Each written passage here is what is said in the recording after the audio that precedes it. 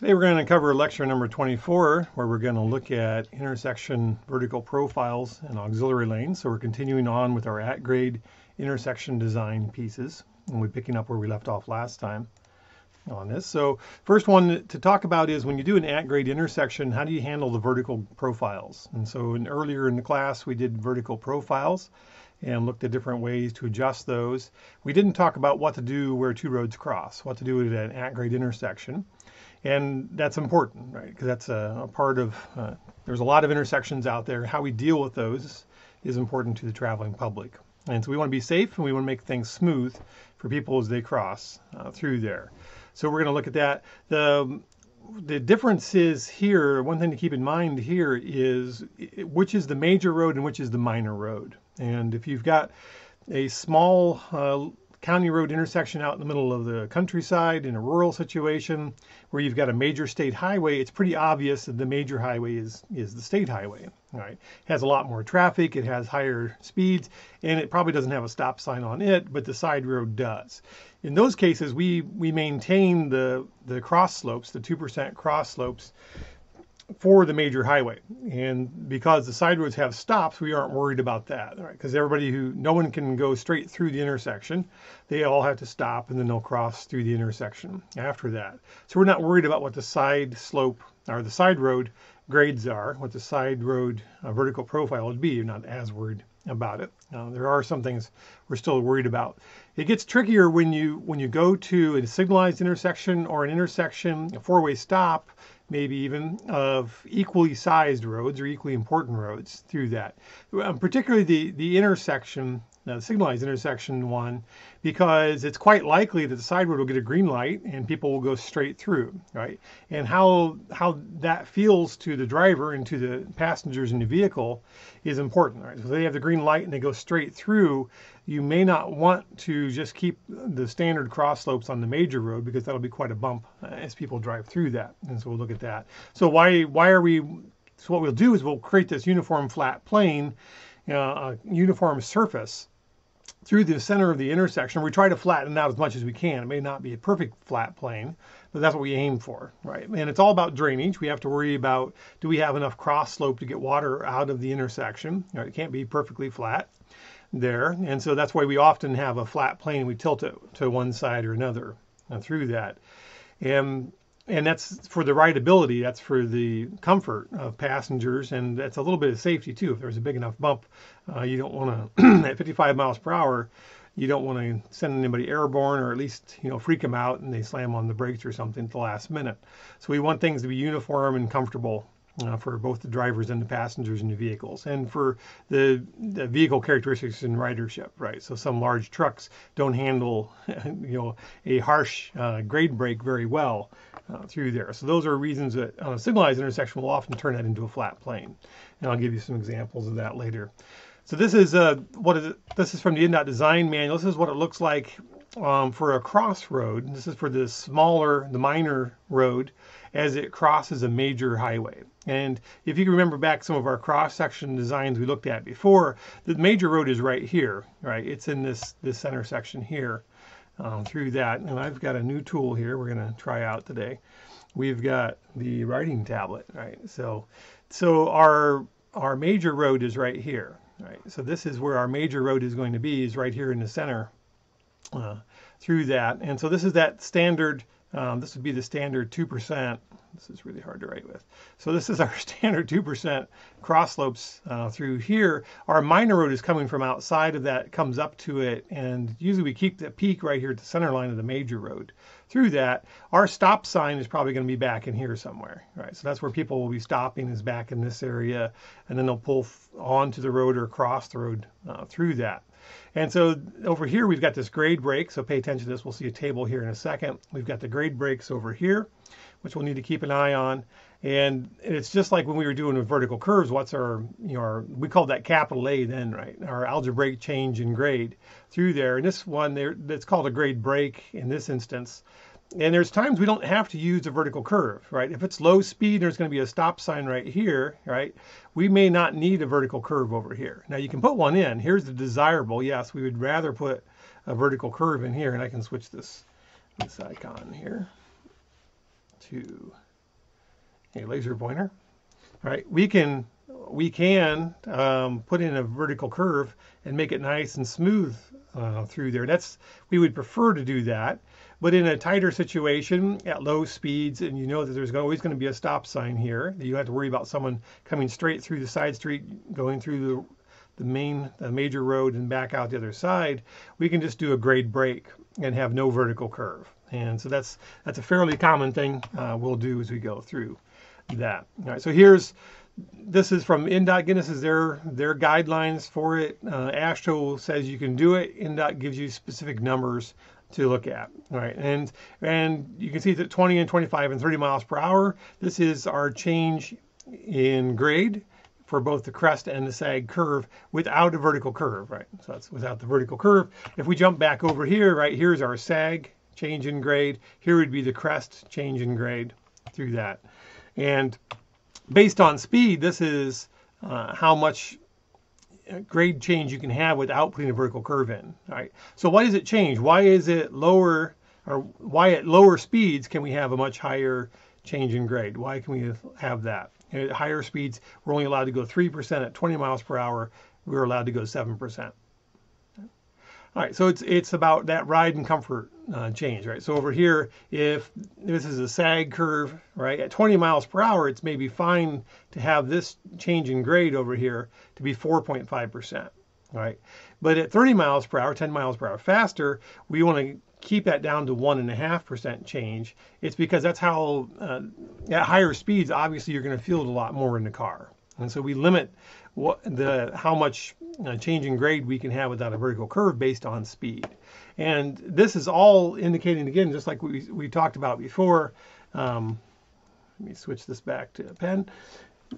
This is what we talked about before. If that stop sign was right here, right? Come on. All right, my pen practice is not going well.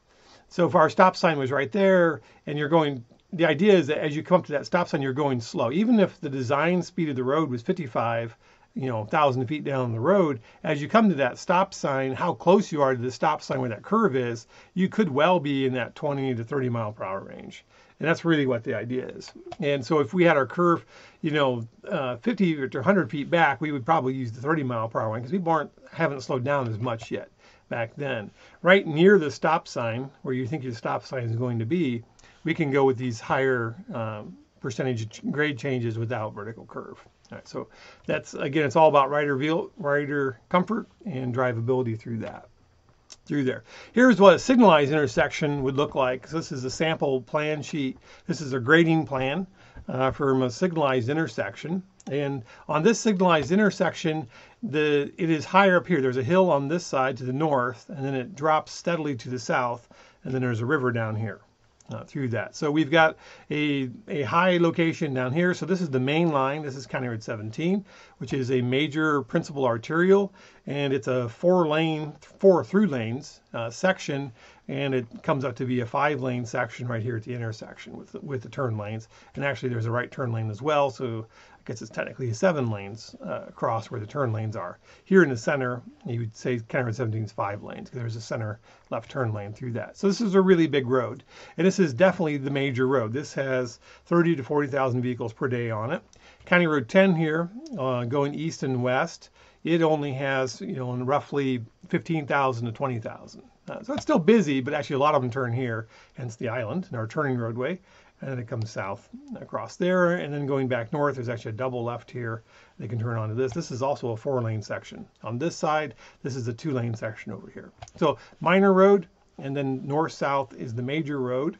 And again, this has a fairly sizable drop as it comes through here, a fairly sizable grade going from north down to south. So it's dropping in this direction, right? So because this is the major road, we're going to try to hold that profile. We're going to hold this profile here for line PRA, which is County Road 17. Through that, we're going to hold that profile constant or match what we wanted it to be. And now we're going to adapt the side road to meet up to it. And that's the general idea. And to do that, and remember one of the first slides we looked at, it said we try to get a flat plane through the center here so that this is signalized, right? So if you're a car and you're headed this direction, right, and you get the green light and you just keep going through, I think this is 35-mile-per-hour speed limit, you come through at 35 miles per hour. If we just kept that 2% upgrade and then 2% down again, you might catch a little bit of air, right? Your car would, you'd get that kind of going over the hill effect. You'd feel your stomach lurch as you go across that. And let's face it, a lot of people speed. So it may be posted at 35, but say someone's going 45, how are they going to feel driving through that? All right. So that's the idea of we're going to warp this. And the way we show a contractor how to warp it is we use a grading plan. So this is the grading plan. This shows the station number. It's a little hard to read on this slide. Shows the station number, and below it is an elevation. Station elevation, station elevation. Every now and then we would throw in what the cross slope is. So in case they aren't great at calculating these things, we can show them that. Now, ideally, they'll stake the edge of the pavements where they're going and stake along center lines. And with their paver, then they can get pretty close as they go through there. Also, they'll stake around the edges of these islands. Here, these are curved islands.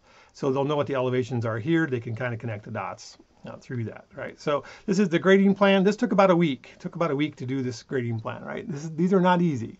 Through that, you can see all these elevations. At any point in here, you have to be able to pick a spot, right? And you have to make sure you've got drainage flow coming off of there, right? So if I picked a point right here, let me go back to draw mode here. Sorry, I'm still getting the hang of this thing. All right, now we're in pen mode. So somewhere, where's my pen? There's my pen. All right, so if we picked a point here, do we have drainage flow coming off of that, right? If there was water there, how would it get off? How would it get off the road, right? If we pick a spot down here, that water is going to come this direction, right, through here. At this spot, where's that water going to go? It's going to come this direction, right? But now where's it going to go? All right, now it's going to trickle over, hopefully. Why is that doing that? Hopefully it's going to come around the end of this island and then come off over here. And there are inlets along this curb here. And this also, along the curb, everywhere along it, you've still got slope going somewhere, and it's going to get to a drain eventually. So we have inlets spaced out along that drain. Obviously, it's an indot type number 15 casting because it's the favorite, right? And everywhere on here, so here's a 0%. All right, well, am I in trouble? All right, I didn't allow for water to get off of the 0. Well, that's 0 at instantaneous point. Either side of that, we actually plotted this. That water would go like that, right through there, and this water would go like that through that. All right, so that's how we're going to get that water off of this through there. So yeah, at some point, because we're warping it, there is going to be some spots where it's 0, and we're always going to try and make sure we've got that water going off of there. So over here, I've added in what the percentages are in larger numbers, so you can read it, right? The minor road starts out at a 2% to the left, 2% to the right. That's a standard cross section, right? So if I drew it over here, looking at the side roads, right? This is our favorite, right? This is how our normal side road would be. Here's our center line, right? That's not very good with this pen, right? And we've got some side slope there, it's 2%. We got side slope there, it's 2%. And I'm pretty sure I can't draw 2. I've already tried that once, and it's bad. So this is what the side road looks like. This is its cross section. And actually, the 2% is the same as County Road 17 is up here. But now we're going to warp this minor road so we get a flat plane, or fairly flat plane, going through the center of the intersection. So because it's signalized, and we want good rideability going through this, right? And so at a stop controlled one, I could have just left this 2%. Actually, County Road 17 could have kept this cross section design. I never would have had to warp it. At a signalized intersection, we do have to warp it. So here we're still at 2. Now I'm starting to bring up this far side, right? So this side is, the way you look at this is going up station that direction. So this left side is this left side, right? It's just like super elevation. I am slowly bringing this side up, right? So if I come back to the pen world here, right? Now it's going to look like that. And I'm going to get it up even. I'm going to run it flat. That's at 0%. I'm eventually going to warp that until it looks kind of like that through there, except for there's going to be no grade break here to center through that. Right, so here I hit 0. Now I'm tilting everything this direction, right? Once I'm here, where's that water going? Now that water is going to come down here. It's going to hit this island. It's going to trickle down. It's going to get to there. right? And actually, I think we put a low spot right in here, and there's an inlet right there through that. All right. So, but again, every point on here, you can't have a bird bath, right? You don't want any flat spots that are very large. This is an instantaneous one, so that was okay. We could show that the water goes off, and there is no, this has been built now, there is no water standing there, so it actually worked through there, right? So now I'm at 2.4%, and why am I 2.4% on the cross slope right before this minor road enters what would have been the pavement for the major road is because 2.4% is the profile grade of the center line of County Road 17. And so that's the grade we have to match, right? So now this north side of my road, this over here, is finally matching 2.4%. It is exactly the same grade as this, right? And we hold that all the way through. And so going through that, we have this, we're going to have, get this thing over here. In the middle, it's going to look like this. Oh, I don't know why they did that. In the middle, it's going to look like that coming across, right? It's a straight flat grade all the way through, and it's at 2.4%. From the left, which is up here on the north side, to the south side of the intersection, which is over here. So we have a flat plane going through that, and that's what we wanted. And then on the far side, then we start warping it back down. First, we're at 2 and 2, and once we're at 2%, right, this side over here, the right side can stay because we want to end up at 2.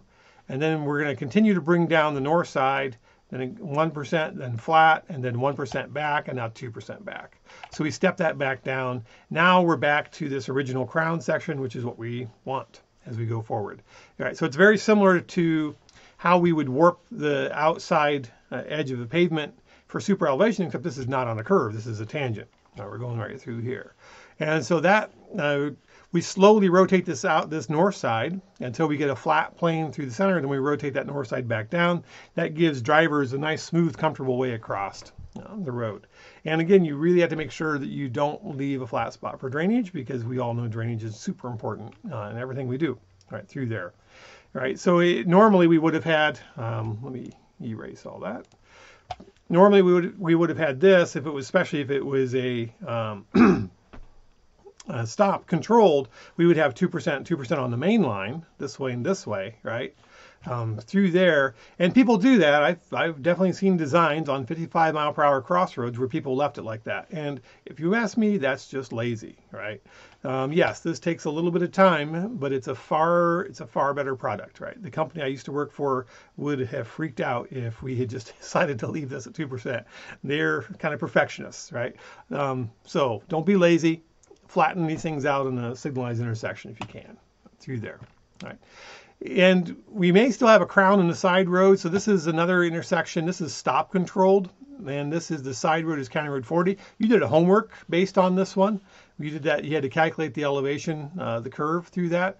The side road profile looks like this. It's kind of weird. It comes in here from the west, drops down a little bit of a valley, then comes back up. And right here is the peak. And actually, oops, let's flip back to pen. Right, where'd you go? Come on. Okay. For some reason my pen stopped working. There's my pen. Come on, pen. Get over here. All right, so this point right here, this is the center of, that's the right here. That's this point on that, right? And so this right here is where we cross. This is where our side road profile on County Road 40 crosses. This is also County Road 17. Crosses County Road 17. It's right there, right? And so for this little bit over here and this little bit over here are these grades. We have a 1% up and a 1% back down, right? So instead of keeping the 2 percentage points, we've flattened it out to a 1 and 1. Now this is stop controlled, so no one should ever, there's a little stop sign here and there's a little stop sign over here. No one should be blowing through this at super high speeds, right? But even then we thought, well, let's flatten it out, and it just makes it better, right? It makes a better road through that. We didn't have to go full flat like we did up at the Signalized intersection one, because this is never expected to be, well, it may eventually be signalized, but we always expect there to be at least stop signs here and not on the County Road 17 going through. So that's why we use that option here. All right. Okay, moving on. So that's how to do the vertical design for intersections, for at-grade intersections. Again, and just you can read through the INDOT design manual and the AASHTO book. They all give you hints about how to do this, so just keep these things in mind. If you get into a design situation, look it up. Realize that you can't just intersect the two roads and keep their standard crown cross-section at 2 and 2 in each direction through that, through there. Moving on, what's an auxiliary lane? All right. Well, you can maybe guess by the definition.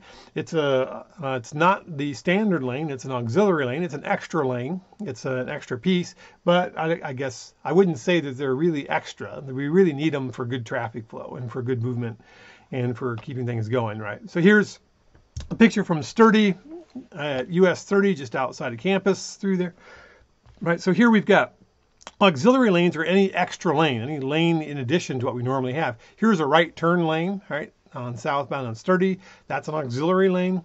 Here are the left turn lanes along US 30, right? One for going southbound and one for going northbound on US 30. Those are auxiliary lanes. The through lanes, where most of the traffic is, are the standard lanes, and anything in addition to that, left turn or right turn lanes, are considered auxiliary lanes through there. Now again, this intersection would work terribly if we didn't have these auxiliary lanes, so don't think that they're just a bonus and we don't really need them. We really do need them, and that's for traffic flow through that. How they're built, so if we're zooming in on this a little bit through here, how they're built is we've got different regions within that, and physically you can see the taper, and so here's our through lane through that, and let's switch back over to pen mode here. I can find, and so if a car is coming along here, right, through that, and they want to turn left, they're going to now get over here and come up into our auxiliary lane, and then they're going to finish their turn this direction, right, through here. So this part here where you're getting out of, so here would have been, if they'd gone straight, they would have been here, right, and that moving over from this through lane into the left turn, we call that a taper, because we're tapering out the width of the roadway, right? And our taper would start about here, and our taper ends about there, right, through that. And so that's our taper distance through that. And and that we'll talk about in a second, how to figure that out. Once you're past taper, now what do you do? Now we say at this point in here, you're going to start hitting the brakes, or at least letting off the gas. Now, this is a fairly short one. You probably let the gas off back here. But normally, we call this decel, right? Because you're decelerating. So you're hitting the brakes, and you're going to slow down when you're in this region. And then once you've slowed down to 10, 15 miles per hour, then you may have to wait on the light. And so you're going to wait here, and we call that storage. And so this, physically, they look this, it's full width already at this point. And decel and storage will look the same physically. The taper, you can tell where that is because you can physically, geometrically see that difference going through there. Right. So how long do they need to be? Right. So as designers, how do we know how much taper I need and how much decel and storage I need? Right. So that's key for a geometric design class, right? So we already mentioned we got these three pieces of it, right? We've got taper, decel, and storage through there. How do we figure out what we need? Right. Through that. And so INDOT, actually this is from the Green Book, INDOT also has a diagram that looks a lot like this, right, through there, and they'll say, well, here's the functional area of the intersection, which is the area that where you have to modify how you drive through that. I guess that's a good way to say it. As you come up to an intersection, we call that the functional the functional area of that intersection, or the intersection limits, sometimes we call that, right? And they can go back pretty far back, right? And really we try to minimize driveways within that functional area because that's just creating confusion for people and more stuff going on. And quite often you have lines of cars stretching all this far back. Now, back here, this L1 probably indicates where you have to start decelerating and looking at where you need to be, and that's, we call that perception reaction time distance. And here is you have to start paying attention to what's going on at the intersection, and that's that functional area within it.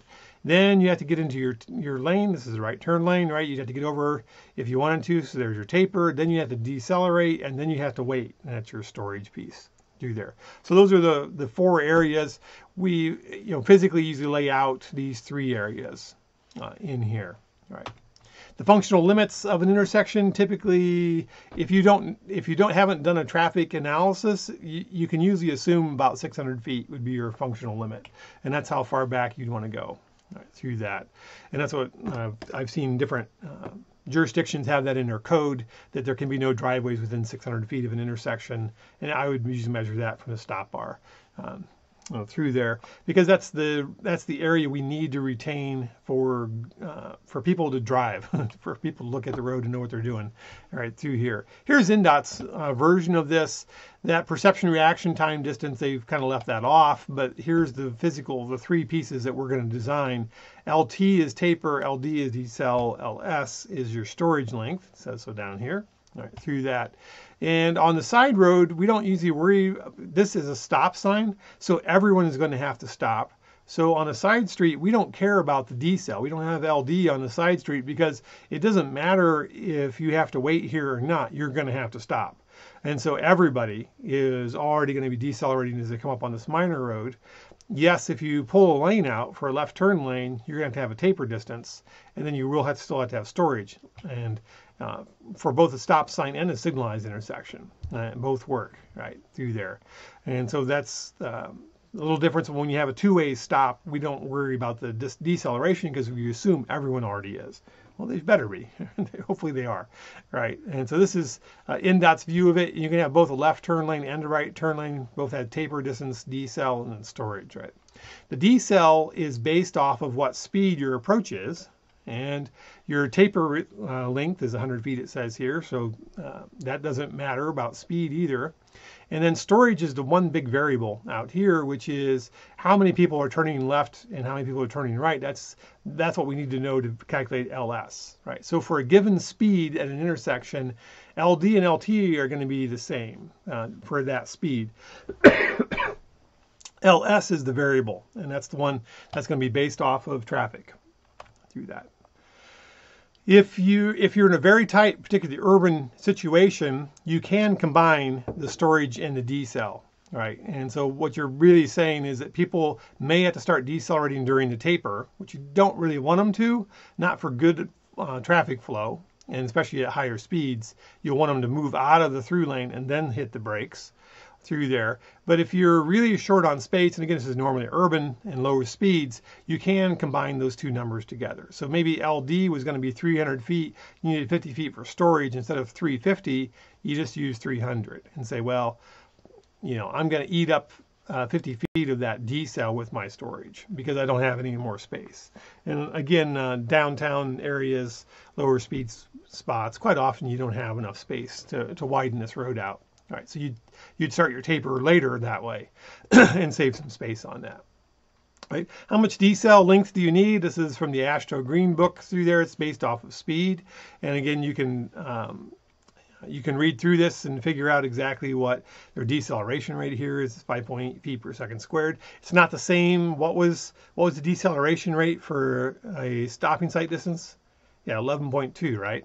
So that's a very hard deceleration. This is a pretty gentle. This is less than half of that. All right, coming into that. So that's the idea as well. You know, it's not an emergency stop. It's not the same stopping distance we'd use for stopping sight distance, right? Through that, this is what INDOT says a little more. For some reason, Astro only gives you every 10 miles per hour. INDOT did the math for us. It gives us to us every 5, right? Through that, right?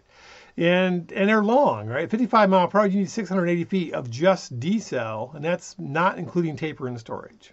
Right, through that. So these are really long lengths. And when you first design these, I remember when I first did my first auxiliary lane designs, I was thinking, man, you know, this can't be right. These are too big of numbers. These numbers are huge. Nope, it really is. And after you've done a design and then you drive around, you'll see any of these newer roads. You're like, oh yeah, no, they're using the same length I did.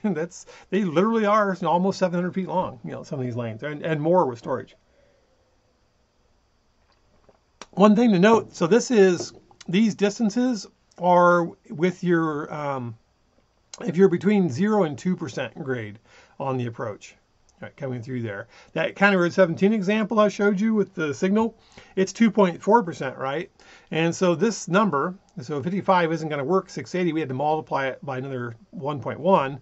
So that would be 10% more length on that because it had a downgrade coming from the north going to the south through there. Going upgrade, we could have shortened it up a little bit by 0.95, right? So here's grade adjustment factors. This is assuming fairly level within 0 to 2% grades. If you're above or below 2% grade, that's the right way to say that. If it's more than -2 or less than -2 and more than 2, then you're going to have to use an adjustment factor on that. It depends on which direction you're going, right? If you're going uphill, you multiply by one of these fractions down here. If you're going downhill, you have to lengthen the length of that deceleration lane through that. All right, so don't forget, we have to do an adjustment for that because obviously car can't stop as fast if it's going downhill through there. So how do we do tapers? So how do we do this? There's a lot of different options. AASHTO in their classic way, just like they did with super elevation, says, well, we're not going to tell you the best way. We're just going to tell you a bunch of ways to do it. So we got the straight line, we got the curve and tangent, we got symmetrical reverse curve, we got asymmetrical reverse curves right through there. What version of this do you think NDOT uses? Yeah, NDOT says, you know, we only know one taper, 100-foot straight line. That's the only one we ever use. It doesn't matter how fast you're going. Doesn't matter what environment you're in. It's a 100-foot straight taper. If you're going 65 miles per hour, it's a 100-foot straight taper. If you're going 30 miles per hour, it's a 100-foot straight taper. All right, so they are using this one. They only use the straight taper, and they don't even adjust it for speed. It's kind of crazy. I think it's about right for 40 miles per hour in my personal opinion, and it should be a little longer if you're going faster, but this is what they use, and this is what we're used to in Indiana. So everywhere you've been in Indiana, on a straight highway, that taper is 100 feet long. And so that's what we use, right? So they very straight up prescribed, that's what we're going to use, right? So that's the 100 feet. Doesn't matter where you're at, it's 100 feet. So that's easy. So now we've got these two to worry about. LD, we just saw the table for calculating how much distance we need for decel. The only thing left to do is storage. All right, how much storage length do we need? How much do you think we need? Storage is how many cars are waiting here. So this is we're assuming, back to pen, we're assuming that this over here, this is a street light here. I'm going to draw really big because this pad is hard to draw on, right? So this is stop controlled. There's going to be oh, that's very bad. This is a stop bar right here, right? All the vehicles are going to have to stop right here through that. So that's how much the LS, this LS is all about, this is all about how many vehicles are going to be waiting for this light, right? If this light is red or even yellow and then red, how many cars are going to build up here over a certain amount of time? That's storage. So we have to allow enough space so that hopefully that where the storage nominally will stop is the beginning of your decel. So everyone does their decel here and they can use that 5.8 feet per second squared and they can safely come to a nice slow speed, 10, 15 miles per hour before they enter the storage zone. All right, so if there is a queue of cars back to here, right, then they can they won't run into the back when they have time to decel before they get there. All right, do that.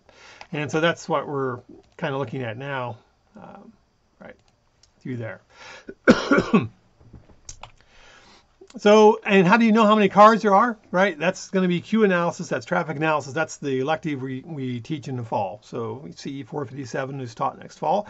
A shameless plug if you want to take my class, and you can figure out how many cars, you can exactly calculate how many cars are going to arrive in a certain period. So one of the things we do in that class is we'll do a fancy traffic analysis. Is a program called Synchro. We'll actually use one called Vistro in class. This analyzes intersections, and particularly signalized intersections. And one of the things it tells you is how long of a queue to expect, right? And so you can tell it's modeling some timing plan, and it's telling you what this is how many vehicles per hour. So 110 are turning left.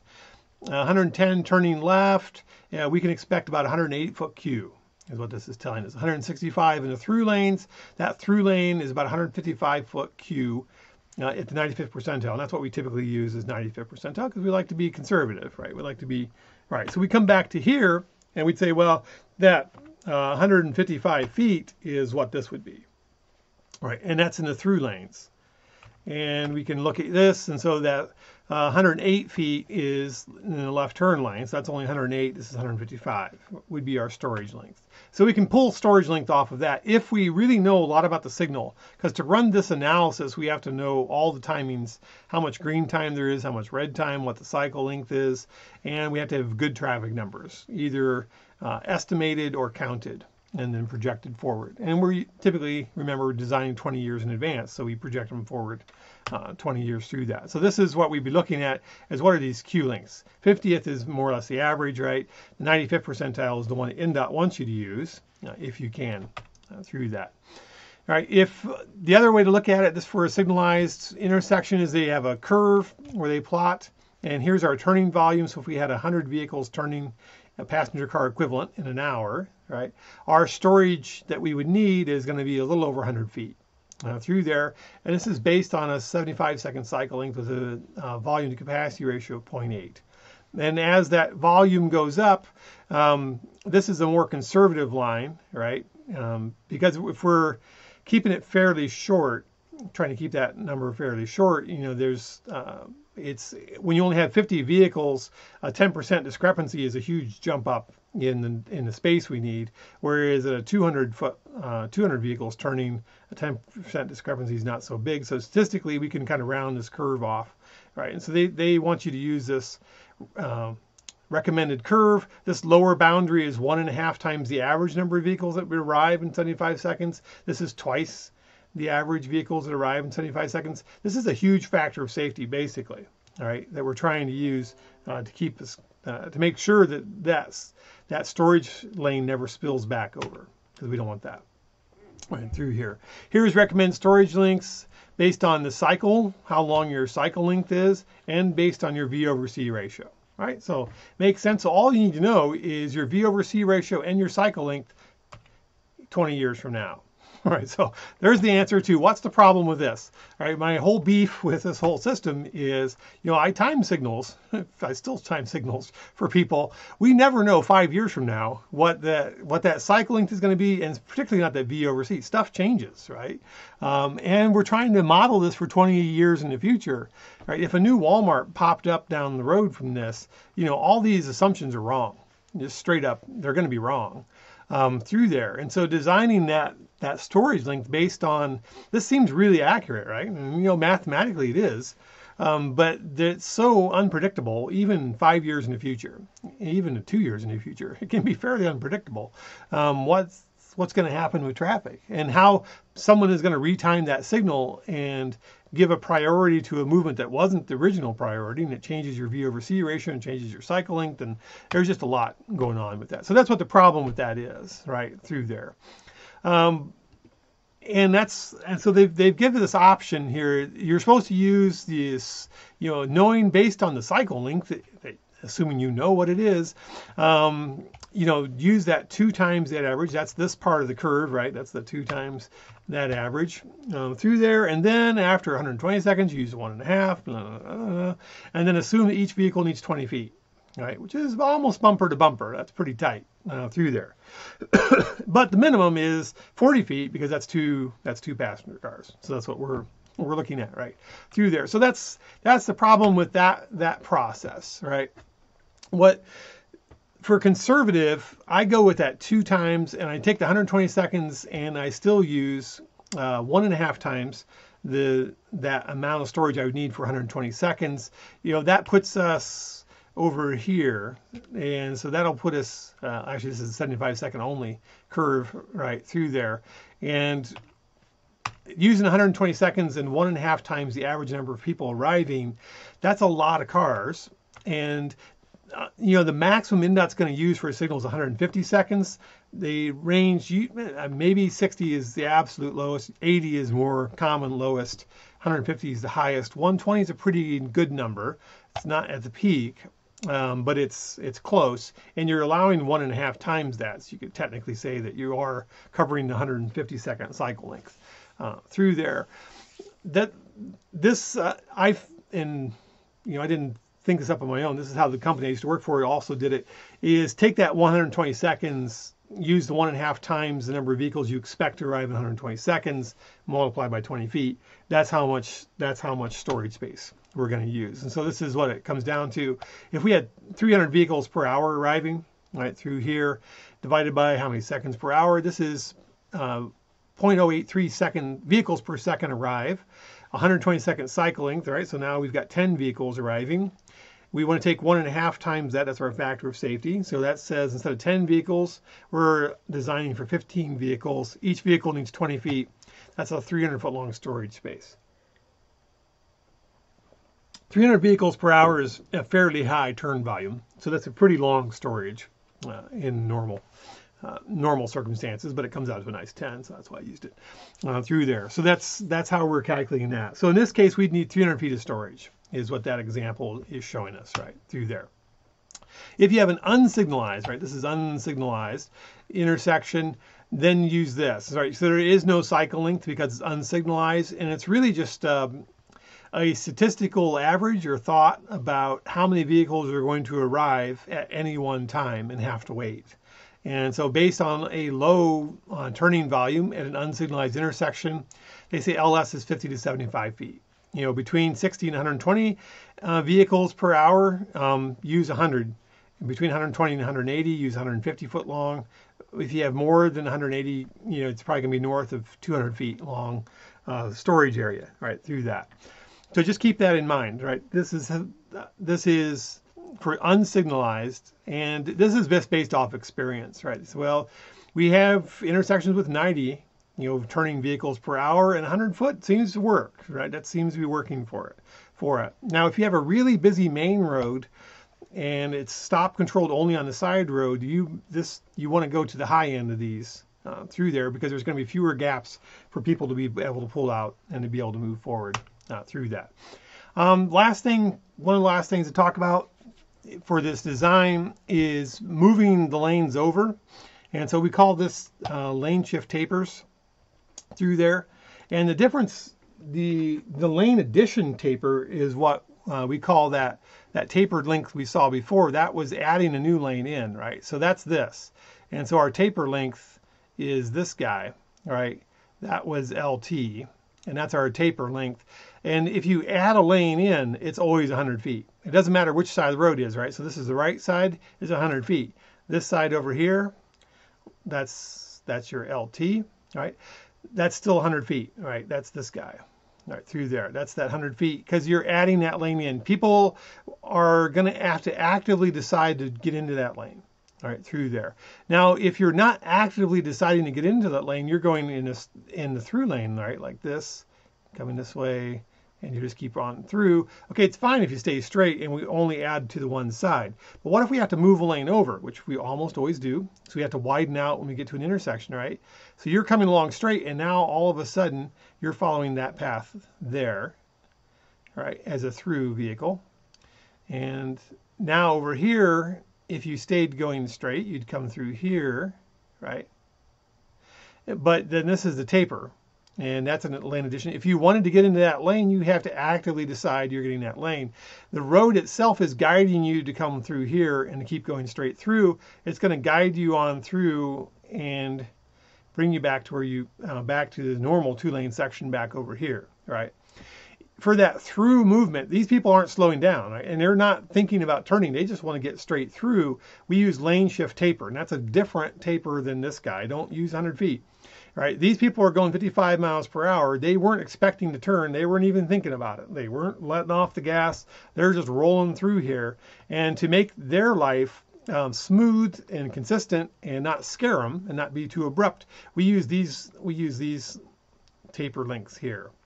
So for 55 miles per hour, I use a 28-to-1 taper ratio, right? So how do I calculate that taper ratio? Well, what's the distance between here and here, right? I don't know why it does that. Here and there. What's that distance? What's that offset, right? So let's say, so this is a 12-foot wide lane, so we're at least 12 feet over. It looks like we're at least another 2 feet over, right? So if we were at 14 feet over, then we would multiply this case times 28, and whatever that gives you, I'll let you do that at home, That's how long this lane shift taper has to be. All right. If this was a 45 mile per hour road, I'd multiply by 23. If it was a 30 mile per hour road, I'd multiply by 8. All right. And that's just based on at speed. You don't want to have a very abrupt change in direction of these through vehicles. And so as the speed goes up, we change that lane shift taper and make it bigger and bigger and bigger as it goes through. Right? And that'll be, and today you're going to do an in-class assignment. That's what the in-class assignment is going to be all about. Actually, it's not lane shift taper. It's about designing these 3 zones, right? So you're going to be able to calculate the lane addition taper, and that's LT back here, right? And you're going to have an LD, and then you're going to have your storage length. And so you're going to calculate all those things. You have a little bit of a grade, so don't forget to do the grade adjustment factor on it. I'm going to tell you what the speed is. Then you're going to adjust it for the grade, and then you're going to know how many vehicles are turning. And so you can use that 120-second rule times 1.5 times 20 feet to do that. One point, and this was a really simple example, right? So 0.083 times 120 seconds, that's 10 vehicles, right? What would you do over here if this wasn't 10 vehicles, but let's say, what would you do if this was, let's say, 7.8 vehicles, right? Right, you're gonna use 8 through there. What if you calculate that you need enough storage for 4.2 vehicles when you multiply by 1.5, you ended up with 4.2 vehicles. So we're actually looking at this number here. All right, 4.2, you are going to use 5. You always round up, right? So in this case, we need 4.2 vehicles. Well, we can't accommodate 20% of a car. We have to accommodate an entire car. You have to round up. Anything over 3.9, right? That'll go to 4. But 4.1, 4.2, anything above 4 is going to round up to 5. Okay, if it was 4.07, I would probably call that 4.